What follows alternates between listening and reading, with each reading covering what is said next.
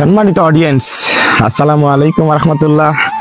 এই মুহূর্তে দেখতে পাচ্ছেন আমার পিছনে একটি অসাধারণ শান্তি স্নিগ্ধ ছায়ার বট গাছ। আমরা আছি এই মুহূর্তে আমাদের ঠাকুরগাঁ জেলার ঐতিহ্যবাহী ১ নং রুহিয়া ইউনিয়ন।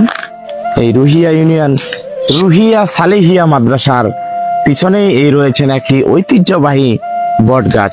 যেই বট গাছ টোটালি 15টি শিকড় দিয়ে আজ পর্যন্ত গাছটি মজবুত ভাবে টিকে রয়েছে। এবং আমরা যদি আপনাদেরকে একটু দেখাই, এই 15টি শিকড় এক একটি বট গাছে রূপান্তরিত হয়েছে। আমরা যদি আরেকটু আপনাদেরকে দেখাই যে এই বট গাছের মূল যে গোড়াটি রয়েছে, এই মূল গোড়াটি আপনাদেরকে একটু দেখাতে চাইলে এই যে দেখতে পাচ্ছেন মূল গোড়াটি হচ্ছে এটা থেকে যে 15টি শিকড় বাইরে প্রসারিত হয়েছিল, এই প্রসারিত এক একটি শিকড় এখন এক একটি গাছে রূপান্তরিত হয়েছে।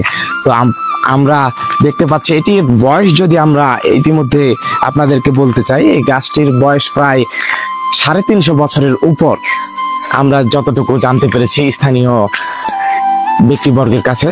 তো আমরা ইতিমধ্যে এই গাছটিতে অসংখ্য ডাল রয়েছেন এবং এই গাছটি এতটাই একটি সুন্দর আকৃতি নিয়েছেন যে আকৃতিটি হচ্ছে যে এক একটি শিকড় এক একটি গেটে রূপান্তরিত হয়েছে। যে গেটগুলা আপনারা দেখলে ভাববেন যে এটা কোনো মিস্ত্রি দ্বারা কারুকার্যিত, কারণ এইটি হচ্ছে মহান আল্লাহ রাব্বুল আলামিনের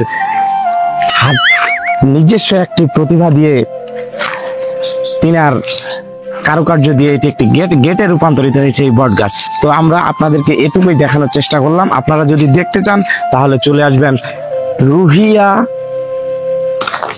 সালেহিয়া মাদ্রাসার পিছন পাশে আপনাদের একটি ঐতিহ্যবাহী বট গাছ, যেটি আপনাদের জন্য দর্শনীয় স্থান বলে আমরা জানতে পারবো।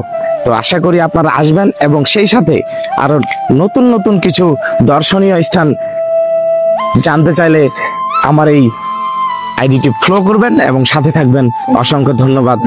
কমেন্টে জানিয়ে দিবেন যদি কোনো দর্শনীয় স্থান আপনাদের জানা থাকে, আর যদি সেখান থেকে আপনাদের কোনো জানার ইচ্ছা শক্তি থাকে অবশ্যই কমেন্টে বলবেন, সেখানে গিয়ে আপনাদের জানানোর চেষ্টা করব। অসংখ্য ধন্যবাদ।